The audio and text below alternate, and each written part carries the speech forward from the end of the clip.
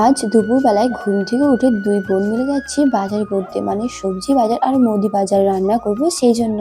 যাই হোক, আমরা কলকাতায় আছি আমার মামাইতো ভাইয়ের ফ্ল্যাটে, যদিও বা মামাইতো ভাই এখন আপাতত এখানে থাকে না, নিজের বাড়িতে থাকে, সেই জন্য আমরা আছি। তো এখানে মানুষ থাকার মতো সবকিছুই আছে, তাই ভাবলাম খাবার কিনে না খেয়ে রান্না করে খাওয়া যাক, তাহলে খরচাটা একটু কম পড়বে। কিন্তু বাজার করতে গিয়ে দেখি এখানে সবকিছুর এত দাম বেশি যে যদি ভাইয়ের ফ্ল্যাটে না থাকতাম তাহলে কলকাতা ঘুরতে এসে ফকির হয়ে বাড়ি যেতাম।